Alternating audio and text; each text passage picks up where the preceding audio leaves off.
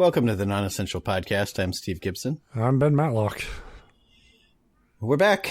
And we're here. Yeah, Sarah had to drag me kicking and screaming down the stairs and said, "Get on that fucking phone call, Steve. Everybody's depending on you." Our biggest supporter is, I'm sure, your wife, who's looking forward to managing 2 kids while you do this bullshit for an hour. Oh, they're asleep by now. Well, that's we just put Lincoln to bed, so she's not asleep, but she's in bed. I'd be horrified if kid 2 was awake. She's not born yet. It's like, I don't know how that works when you're in an embryo. Like, are you always awake or always asleep, or? Well, that would be would be a disturbing ultrasound, where the doctor, this is the weirdest thing. She's just twirling her thumbs. Yeah, you'd be surprised. I've never seen anything like this. It appears your kid is pacing inside the womb. Welcome to the Nonessential podcast. Every week we tell each other stories. We are in the midst of our special event, the Ambrose Bierce spin-off show. In our never-ending quest to make me hate a writer I love. It is always dangerous going back and reading writers that you used to like. Yeah. Because there's a good chance that you'll still love them, and that's great. But there's a chance you'll read them and be like, what the fuck was I thinking? To be fair, like I said, I always hated that story. If you didn't listen to the last episode, we read the fucking fuck of McGurger Buck fuck Gulch. I'm pretty sure that was the original title. Yes. Yeah, I'm not turning into my book here to confirm it, but it sounds right in my head. I'm reading off hard copy here, the original manuscripts. Get that book close enough to the mic so we can get the page turned, so we'll sound like one of those real classy podcasts. Yeah, you can hear me lick my whole hand to turn the page. I never understood why people do that.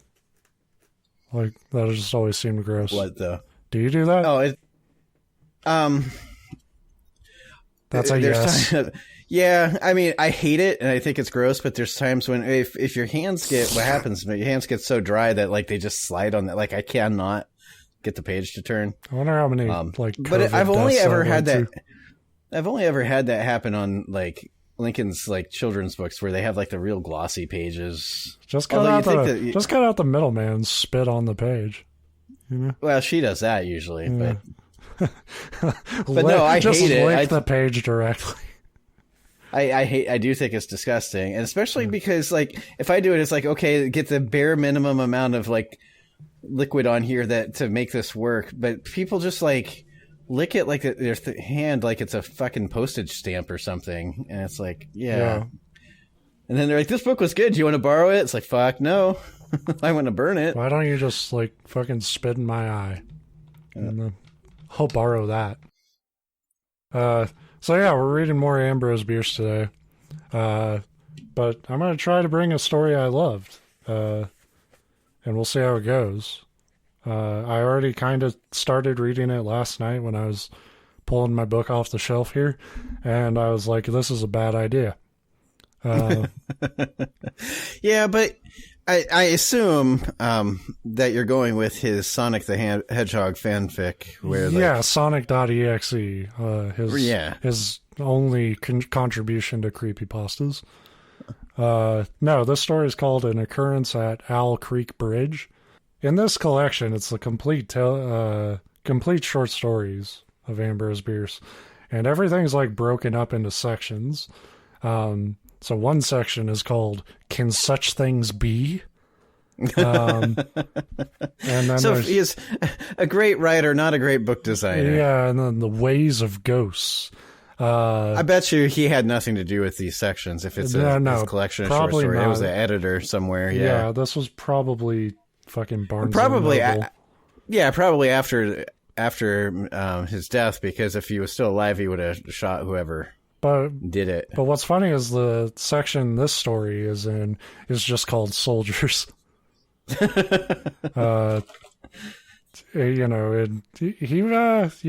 of like any 1800s guy. A lot of thoughts about soldiers back then. A lot of stories came about there. But I think there's... Well, that's why he's nicknamed Ambrose Soldier Boy Soldier Boy, Bierce. yeah. He has been known to crank that. Right. Crank that in the world of fiction. So this is an occurrence at Owl Creek Bridge. And I am going to fuck up a lot because, he's a wordy bitch. A man stood upon a railroad bridge in northern Alabama, looking down into a swift water 20 feet below.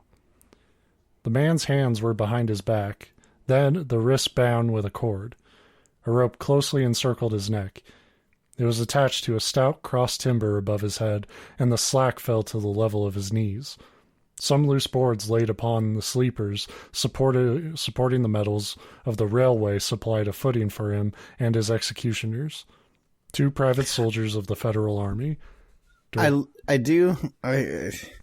love how that starts out, where it's like, oh, it's a guy on a bridge looking at the water. By the way, his hands are tied. Oh, and he's got a noose around his neck. Yeah, as I keep talking, it keeps getting worse. Worse, right.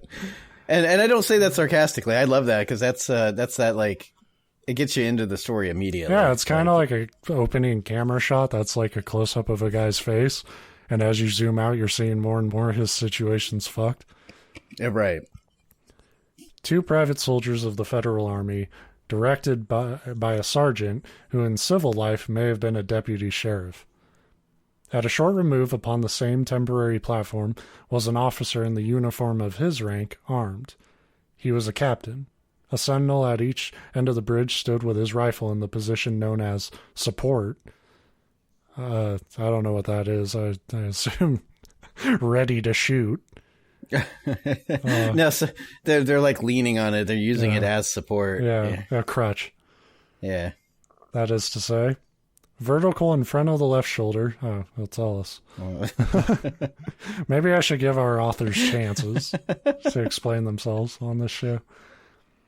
Vertical in front of the left shoulder, the hammer resting on the forearm, thrown straight across the chest. A formal and unnatural position, enforcing an erect carriage of the body. It did not appear to be the duty of these men to know what was occurring at the center of the bridge. They merely blockaded the 2 ends of the foot planking that traversed it. Beyond one of the sentinels, nobody was in sight. The railroad ran straight away into the forest for 100 yards, then curving, was lost to view. Doubtless there was an outpost farther along. The other bank of the stream was open ground, a gentle acclivity topped with a stockade of vertical tree trunks, loopholed for rifles, with a single embrasure through which protruded the muzzle of a brass cannon commanding the bridge. Already we're getting into what the fuck just... Yeah, there was a lot of that last week, where it's like, yeah, they're on this train track and they're getting ready to execute this guy and they're guarding him. And up the road, there might be a fort that probably has this kind of cannon that's pointed like this. And it's it's like, well, okay. And probably a few miles away, a lady is baking a pie. It's like, we got it. Guy's pretty much fucked here. Midway of the slope between the bridge and the fort were the spectators, a single company of infantry in line at parade rest, the butts of the rifles on the ground, the barrels inclining slightly backward against the right shoulder. That he's thought a lot about how these people are fucking holding their guns. Well, he's got a 10 of those little green toy soldiers, and he's like, he's got them lined up as he's writing, and he's just describing them. Yeah. Both feet on a plastic disc. The barrels inclining slightly backward against the right shoulder, the hands crossed upon the stock. A lieutenant stood at the right of the line, the point of his sword upon the ground, his left hand resting upon his right. Unless these guns are going to be shot, and this sword is going to be used, don't need any of this. Now, I want to know exactly how they're standing. Is the left foot slightly ahead of the right, or... Does he have clammy hands as he's touching the handle? Hands. Excepting the group of 4 at the center of the bridge, not a man moved. The company faced the bridge, staring stonily, motionless. The sentinels, facing the bank of the stream, might have been statues to adorn the bridge. The captain stood with folded arms, silent, observing the work of his subordinates, but making no sign. Death is a dignitary who, when he comes announced, is to be received with formal manifestations of respect, even by those most familiar with him. I really like that sentence. Not that I agree death is something to be feared and panic about, but I like the sentiment there. Yeah. In the code of military etiquette, silence and fixity are forms of deference. The man who was engaged in being hanged was apparently about 35 years of age. Apparently, you've given us exact details of everything else in this story, but I'm just spitballing here. He might be somewhere 35. Between 35 and 82. Yeah. Might be a moose. I don't know. I think he was a guy, though. He was a civilian, if one might judge from his habit, which was that of a planter. His features were good, a straight nose, firm mouth, broad forehead, from which his long, dark hair was combed straight back, falling behind his ears to the collar of his well-fitting frock coat. He wore a mustache and pointed beard. I always like when they say they wore a mustache, like they put on a fake mustache for this event. But no whiskers. His eyes were large and dark and gray, and it had a kindly expression which one would hardly have expected in one whose neck was in the hemp. Evidently, this was no vulgar assassin. The liberal military code makes provision for hanging many kinds of persons, and gentlemen are not excluded. The preparations being complete, the two private soldiers stepped aside and each drew away the plank upon which he had been standing. The sergeant turned to the captain, saluted, and placed himself immediately behind that officer, who in turn moved apart one pace. These movements left the condemned man and the sergeant standing on the two ends of the same plank, which spanned 3 of the cross ties of the bridge. The end upon which the civilian stood almost, but not quite, reached a 4th. This plank had been held in place by the weight of the captain. It was now held by that of the sergeant. At a signal from the former, the latter would step aside. The plank would tilt, and the condemned man would go down between 2 ties. The arrangement commended itself to his judgment as simple and effective. His face had not been covered, nor his eyes bandaged. He looked at a moment at his unsteadfast footing. I don't know why he put that in quotes. I think we would all agree. Standing on one plank with another man on the other end with a noose is unsteadfast. Then let his gaze... Well, maybe that was his plan. We thought he was going to glue himself to the plank or something. Maybe unsteadfast is not a word, and he's making shit up. I don't know. That too. It's hard to say because that's old timey talk, but it's I've never heard anybody use unsteadfast. Yeah. Then let his gaze wander to the swirling water of the stream racing madly beneath his feet. A piece of dancing driftwood caught his attention, and his eyes followed it down the current. How slowly it appeared to move. What a sluggish stream. He closed his eyes in order to fix his last thoughts upon his wife and children. The water... I've got a question. Uh-huh. It's completely just to interrupt and get my voice Well, heard, I'm an authority on all this, so... I think the very first paragraph of the book described them standing on a bridge overlooking a fast-moving river or whatever in Georgia. And then he looked down and he's like, it's sluggish. What a sluggish stream. I think he's trying to convey that, because, he's near death, the world's just sort of what you're seeing is just slowing down, and you're you're taking time to process it. Or I'm just making excuses because he sucks.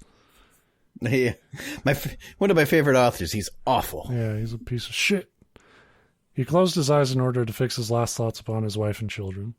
The water, touched gold by the early sun, the brooding mists under the banks at some distance down the stream, the fort, the soldiers, the piece of drift, all had distracted him. And now he became conscious of a new disturbance. Striking through the thought of his dear ones was a sound which he could neither ignore nor understand. A sharp, distinct, metallic percussion, like the stroke of a blacksmith's hammer upon the anvil. It had the same ringing quality. He wondered what it was, and whether immeasurably distant or nearby, it seemed both. Its recurrence was regular, but as slow as the tolling of a death knell. He awaited each stroke with impatience, and he knew not why, apprehension. The intervals of silence grew progressively longer. The delays became maddening. With their greater infrequency, the sounds increased in strength and sharpness. They hurt his ear like the thrust of a knife. He feared he would shriek. What he heard was the ticking of his watch. I feel like this is the inspiration for like every men's cologne or luxury sedan commercial I've ever seen in my life. I could see Johnny Depp doing a cologne commercial where he's about to be hung on a railroad. And then there's like just random ticking in the background that gets louder, tick, tick, and starts echoing and stuff. And then it's like, if you have like a hand watch like I do, like even now, like 2022, those fuckers can tick pretty loud. But, well, back then they were steam powered, so they were really loud. That would rule.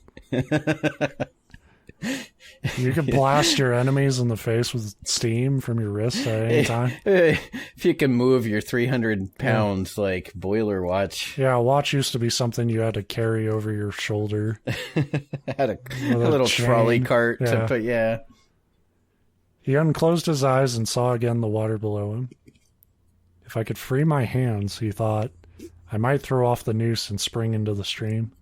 By diving, I could evade the bullets and, swimming vigorously, reach the bank, take to the woods, and get away home. My home, thank God, is as yet outside their lines. My wife and little ones are still beyond the invaders' farthest advance. As these thoughts, which have here to be set down in words, were flashed into the doomed man's brain, rather than evolved from it, the captain nodded to the sergeant. The sergeant stepped aside. Moving on. Chapter 2. Baden Farquhar was a well-to-do planter of an old and highly respected Alabama family. Being a slave owner, and like other slave owners, a politician, he was naturally an original secessionist and ardently devoted to the Southern cause. Piece of shit.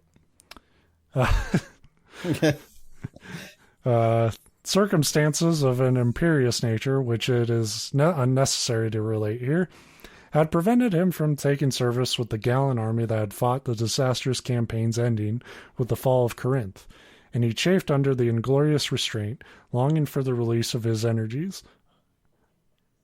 The larger life of the soldier, the opportunity for distinction. But even bigger piece of shit. Yeah, he's one of these, like, firmly in support of a Southern cause, but I'm a little busy.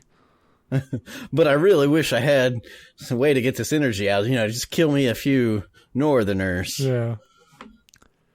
That opportunity, he felt, would come, as it comes to all in wartime. Meanwhile, he did what he could. No service was too humble for him to perform in aid of the South.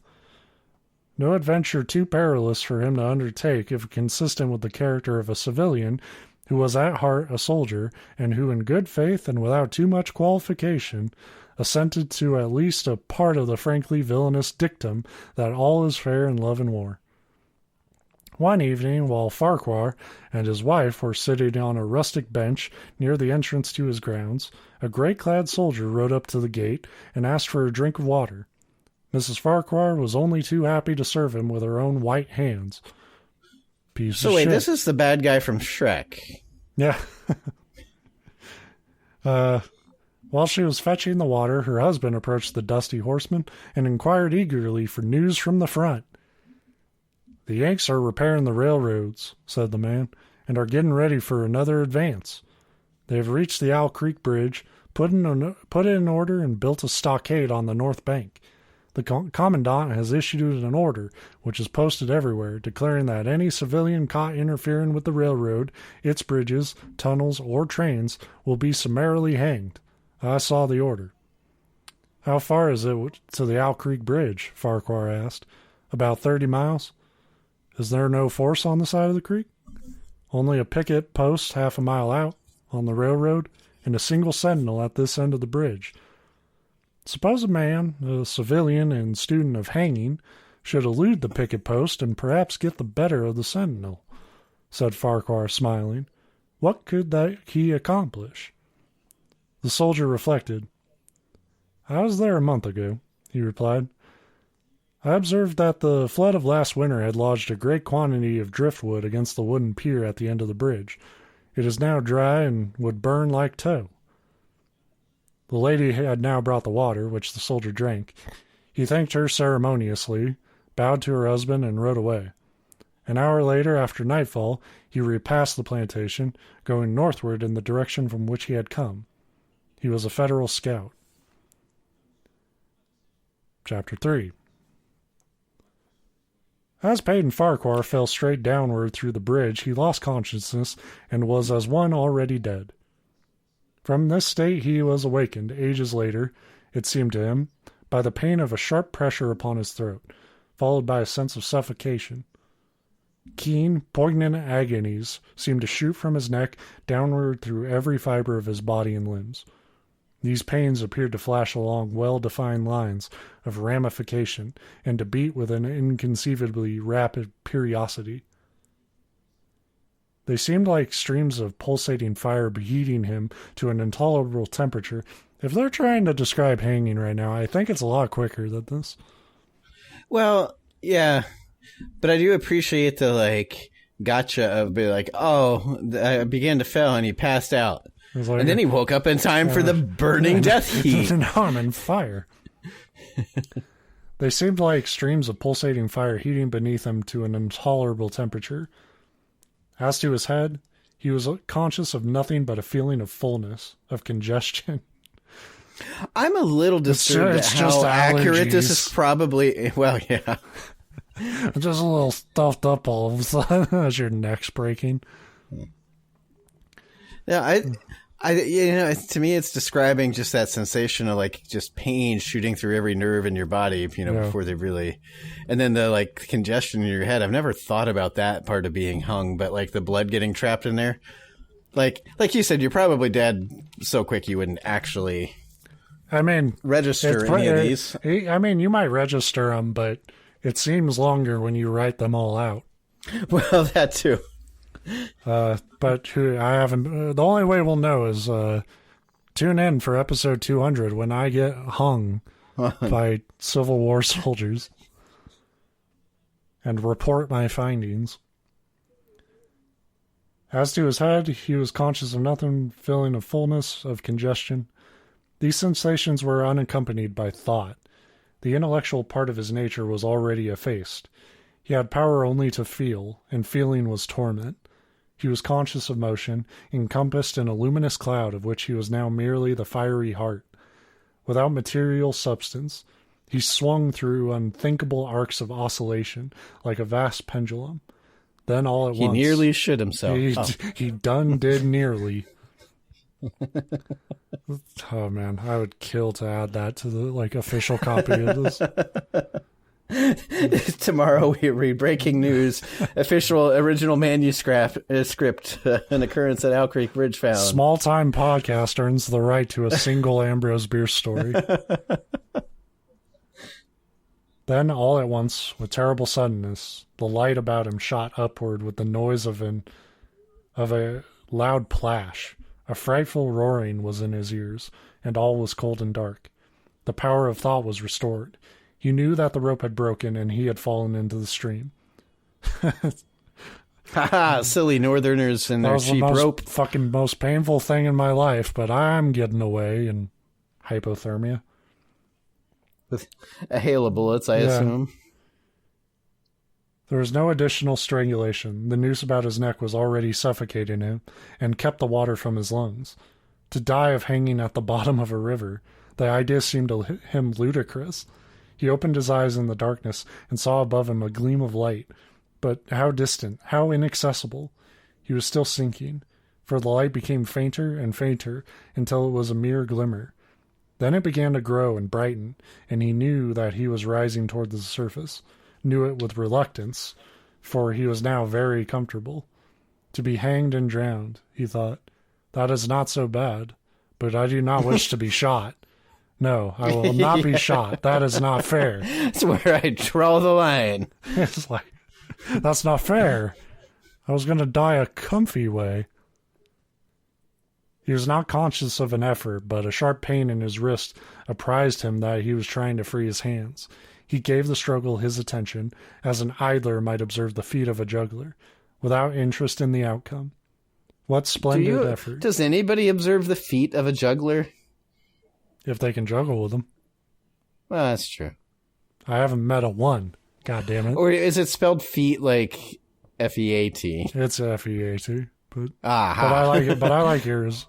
Yeah, staring at a juggler at the carnival, like, dude, you suck. One guy in the crowd just looking down at his feet. Does he ever move? This is stupid. Yeah, you've got 13 flaming chainsaws, but you're not even skipping. What splendid effort. What magnificent, what superhuman strength. Oh, that was a fine endeavor. Bravo. The cord fell away. His arms parted and floated upward. See, and that's just another example of why this guy deserved to be hanged, because this is how he talks to himself. This is an inner monologue. Bravo! Bravo! Splendid effort, old chap. What a gent. He watched them with a new interest as first one and then the other pounced upon the noose at his neck. They tore it away and thrust it fiercely aside, its undulations resembling those of a water snake. Put it back! Put it back! He thought. He shouted these words to his hands, for the undoing of the noose had been succeeded by the direst pang that he had yet experienced. His neck ached horribly. His brain was on fire. His heart, which had been fluttering faintly, gave a great leap, trying to force itself out at his mouth. That's weird sounds. His whole body was racked and wrenched with an insupportable anguish, but his disobedient hands gave no heed to the command. They beat the water vigorously with quick downward strokes, forcing him to surface. He felt his head emerge. His eyes were blinded by the sunlight. His chest expanded convulsively, and with a scream in crowning agony, his lungs engulfed a great draught of air, which instantly he expelled in a shriek. So, I am liking how this is written, but I don't know why, because it is still everything I hate in writing. Because this is such a wordy way to describe a guy got hung and he fell in the water. Yeah, I mean, you do want to describe it more than that, because if your stories were literally just that... I don't. I want your story to be the size of a tweet. That's why you follow me. I'm very good at putting complex thoughts into tweets that nobody can discern what they mean, but they're there. I often say that about you. The master of complex thoughts. Hard to decipher. It's just a comment. I hear it everywhere I go. And I go, oh, there's the great thinker. Another Steve. One blocked me because I'm a great thinker. He was now in full possession of his physical senses. They were, indeed, preternaturally keen and alert. Something in the awful disturbance of his organic system. Hate that fucking sentence. Disturbance of his organic system had so exalted and refined them that they made record of things never before perceived. He felt the ripples upon his face and heard their separate sounds as they struck. He looked at the forest on the bank of the stream, saw the individual trees, the leaves and the veining of each leaf, saw the very insects upon them, the locusts, the brilliant-bodied flies, the gray spiders stretching their webs from twig to twig. He noted the prismatic colors in all the dewdrops upon a million blades of grass, the humming of the gnats that danced above the eddies of the stream, the beating of the dragonfly's wings, the strokes of the water spider's legs, like oars which had lifted their boat. All these made audible music. A fish slid along beneath his eyes, and he heard the rush of its body parting the water.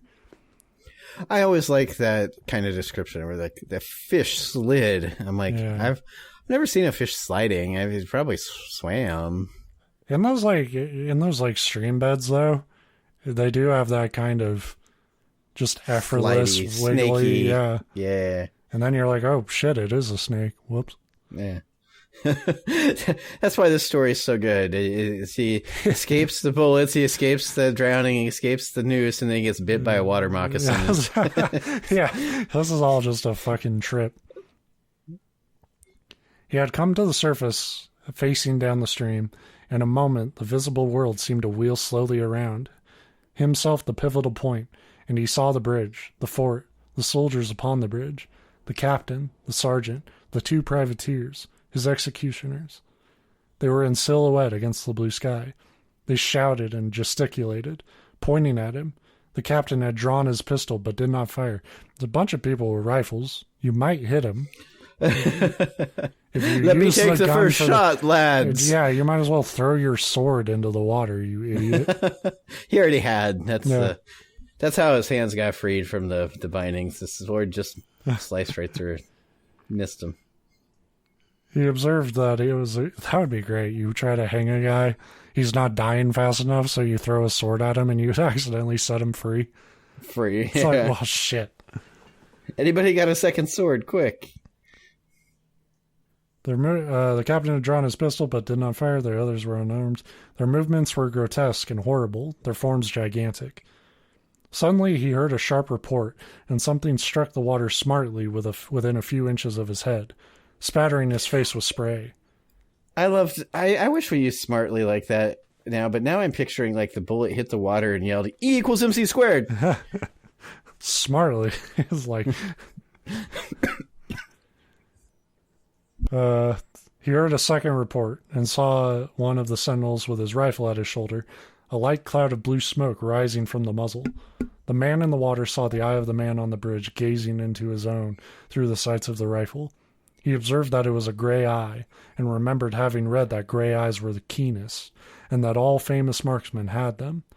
Nevertheless, this one missed. And this guy's one of the best of the best, and he was off a few feet. Well, the problem was he had a gray eye. It wasn't his. He just took somebody's eyeball and he popped that sucker in. Yeah. Yeah, it could mean you have crippling glaucoma. Yeah. A counter swirl had caught Farquhar and turned him half around. He was again looking into the forest on the bank opposite the fort. The sound of a clear, high voice and a monotonous sing-song now rang out behind him and came across the water with a distinctness that pierced and subdued all other sounds, even the beating of the ripples in his ears. Although no soldier, he had frequented camps enough to know the dread significance of that deliberate, drawling, aspirated chant. The lieutenant on shore was taking a part in the morning's work. How coldly and pitilessly, with what an even calm intonation, presaging and enforcing tranquility in the men, with what accurately measured intervals fell these cruel words. "Attention, company! Shoulder arms! Ready! Aim! Aim! Please aim!" No, aim at the guy. Aim, Bill, wrong guy. Turn. No, not me. Fire. Farquhar dived as deeply as he could. The water roared in his ears like the voice of Niagara. Yet he heard the dulled thunder of the volley, and rising again toward the surface, met shining bits of metal, singularly flattened, oscillating slowly downward. Some of them touched him on the face. I think that if you waited to hear the word fire, you're probably too late to dive under the water. But yeah, like I need to really pick up the speed. There's a lot of pages. We might be fucked. Met shining bits of metal, singularly flattened, oscillating slowly downward. Some of them touched him on the face and hands, then fell away, continuing their descent. One lodged between his collar and neck. It was uncomfortably warm, and he snatched it out. As he rose to the surface, gasping for breath, he saw that he had been a long time underwater. He was perceptibly further downstream, nearer to safety. The soldiers had almost finished reloading. The metal ramrods flashed all at once in the sunshine as they were drawn from the barrels turned in the air and thrust into their sockets. The two sentinels fired again, independently and ineffectually. The hunted man saw all this over his shoulder. He was now swimming vigorously with the current. His brain was as energetic as his arms and legs. He thought with the rapidity of lightning. The officer, he reasoned, will not make that martinet's error a second time. It is as easy to dodge a volley as a single shot. He has probably already given command to fire at will. God help me, I cannot dodge them all. An appalling plash within 2 yards of him was followed by a loud, rushing sound. I can't read that fucking word. I don't know what that word is. Diminuendo, I think. Just sort of comes out of nowhere. It's just crammed in the middle of the sentence. He sneezed when he was writing. He back then, when you're as famous as he was, you didn't actually type your own stuff out. So somebody was taking notes. Yeah. And he just had a really weird fucking Diminuendo. Which seemed to travel back through the air to the fort and died in an explosion which stirred the very river to its deeps. A rising sheet of water curved over him, fell down upon him, blinded him, strangled him. The cannon had taken a hand in the game. As he shook his head free from the commotion of the smitten water, he heard the deflected shot humming through the air ahead, and in an instant it was cracking and smashing the branches in the forest beyond. They will not do that again, he thought. I won't let them.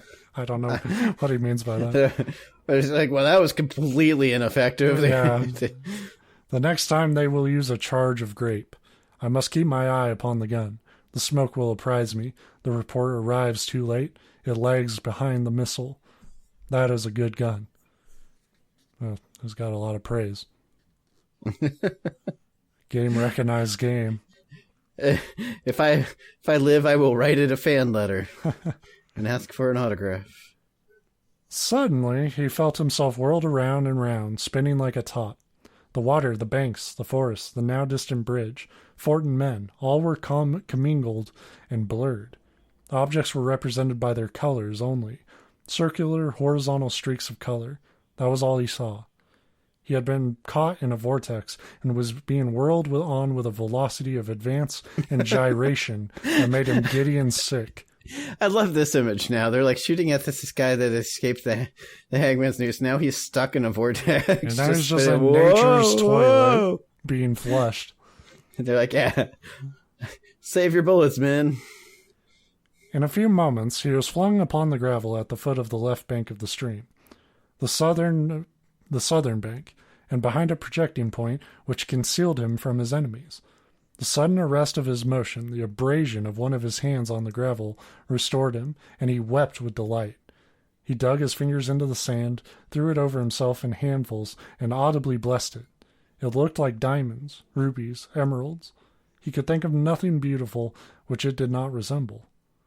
The trees upon the bank were giant garden plants. He noted a definite order in their arrangement. He inhaled the fragrance of their blooms.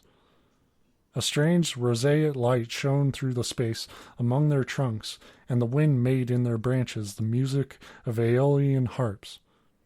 He had no wish to perfect his escape, was content to remain in that enchanting spot until retaken. Wouldn't that be the bitch of it? You escape, you go through all that, and you're like, I'll just wait here for them to come get me. You know what? I don't think I want to go. I could either live for the rest of my life or lay here another, Are minute those or guys two. so bad? I bet when they come over here and they see how purity everything is, they'll fucking hang out. They'll probably even smoke with me, man. I was wrong. I jumped pages. There's another story, so we're almost done. A whiz and rattle of grape shot among the branches high above his head roused him from his dream. The baffled cannoneer had fired him a random farewell. He sprang to his feet, rushed upon the sloping bank, and plunged into the forest. All that day he traveled, laying his course by the rounding sun. The forest seemed interminable. I'm dumb. Nowhere. I don't know. I can't. That word gets me every time I see it written too. Yeah. It's just. I mean, when you think about it, I use like 20 words a day. So, I mean, fair point. You know, so I don't know most of these. Nowhere did he discover a break in it, not even a woodsman's road. He had not known that he had lived in so wild a region. That was something uncanny in the revelation. By nightfall he was fatigued. Footsore, famishing, the thought of his wife and children urged him on. At last, well, you should have thought about that before you tried to play saboteur for slave owners, you dipshit. The thought of his wife and children made him think maybe I should go back to the hangman. Yeah. Like, we've got 13 fucking kids. The more I thought about responsibility, the more I wanted to leave it. It was as wide and straight as a city street. Or, hang on. At last he found a road which led him in what he knew to be the right direction. It was as wide and straight as a city street, yet it seemed untraveled. No fields bordered it, no dwelling anywhere. Not so much as the barking of a dog suggested human habitation. The black bodies of the trees formed a straight wall on both sides, terminating on the horizon in a point, like a diagram in a lesson in perspective.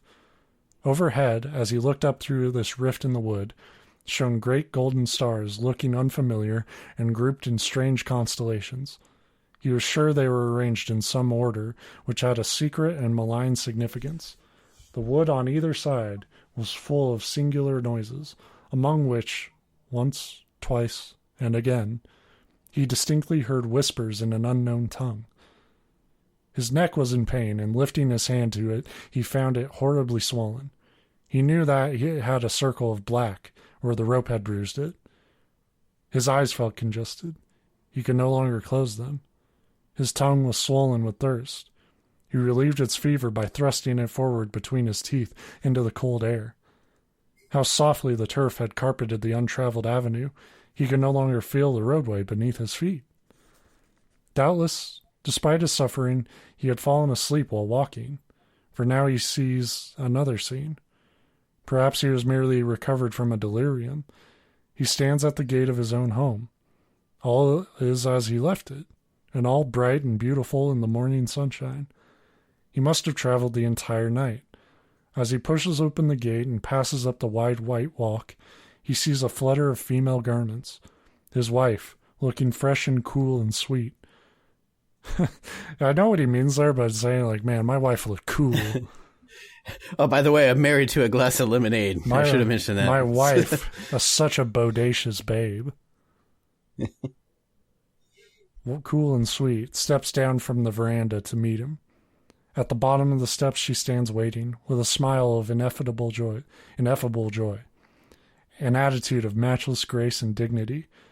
Ah, how beautiful she is. He springs forward with extended arms. As he is about to clasp her in it, he feels a stunning blow upon the back of the neck. A blinding white light blazes all about him, with a sound like the shock of a cannon. Then all is darkness and silence. Peyton Farquhar was dead.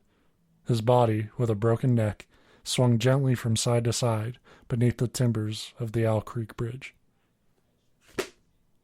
Well, he took the wrong road. Yeah. He walked right back into his hanging. I like how his like post-death experience, he experienced all of the hanging and then got shot at, almost drowned, and then got that like cool fantasy of seeing your loved ones in this like peaceful path in the dark woods, and serves you right for supporting the slave trade, you piece of shit. And I also like that like you get to that like light at the end of the tunnel moment, and then it's like, and then you oh no, that's not again. Your last moment. Yeah. I mean, that's, there's a very real chance that's what dying's like. Right, that's the thing. I can't criticize that. See, it's a little known. This was a very I didn't remember the specifics of the story, but I know we had to read this in one of my high school classes. Yeah. And I know it's one of his more well-known stories. But it's like the first story in this collection. It might be the second. So what most people don't know about it, and I do, and only I do know this, is that when he was working on, when he was writing this story, he hung like 37 people just to like see how, he was taking notes.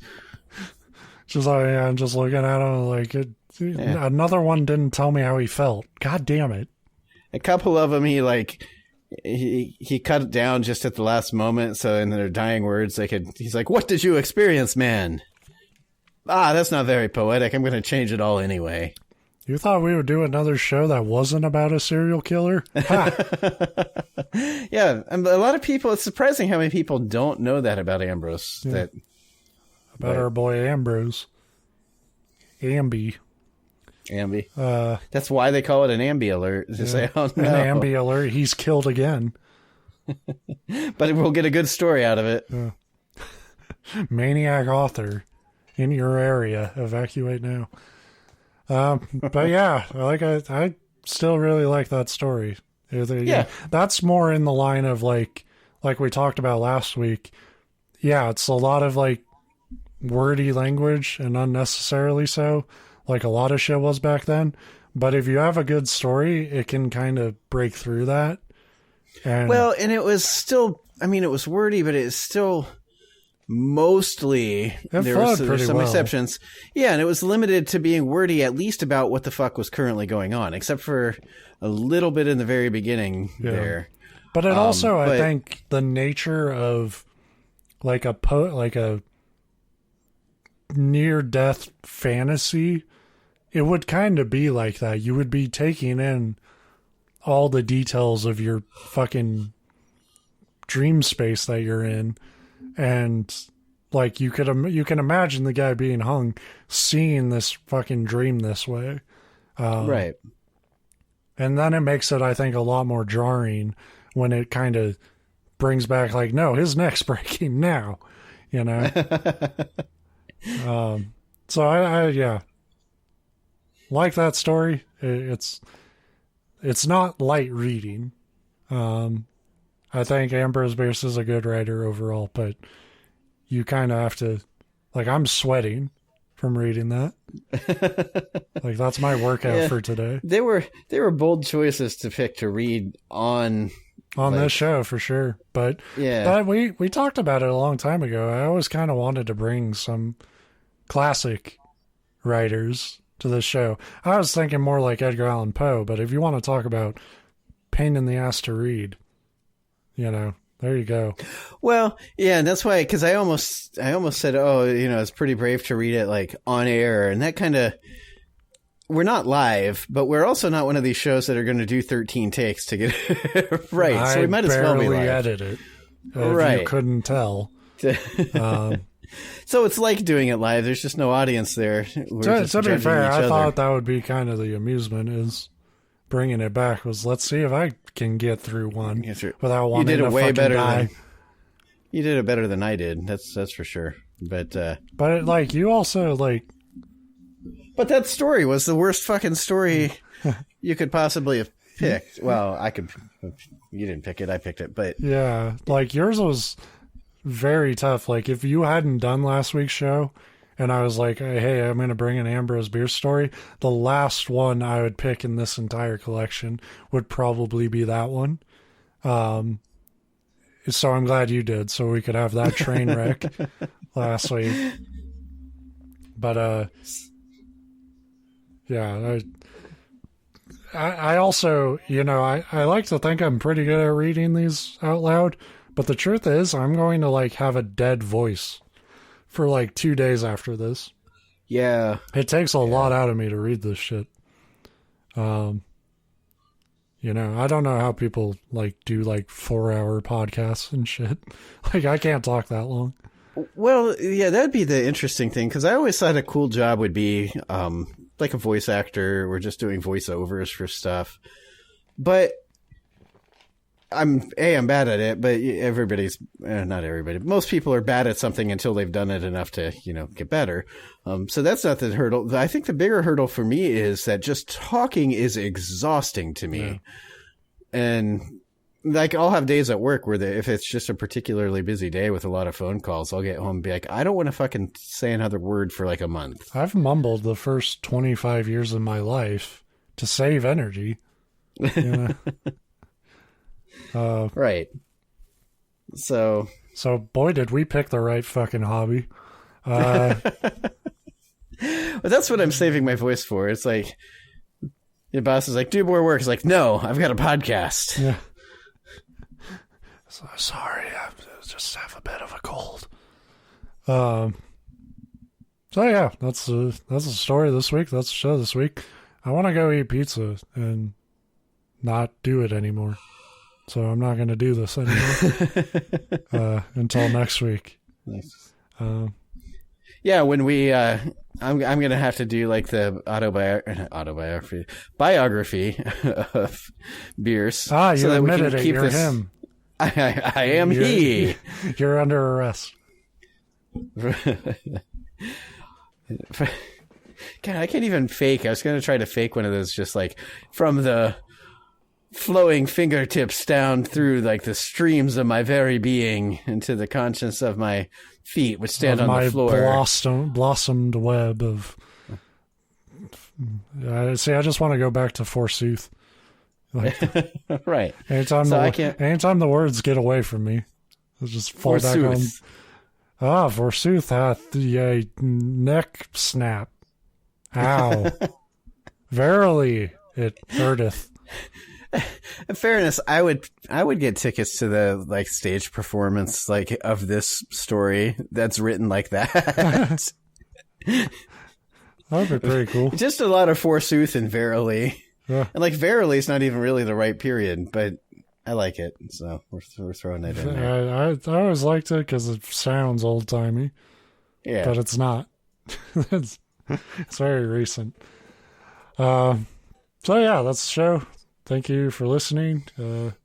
Thanks for this enjoyable detour in classic literature.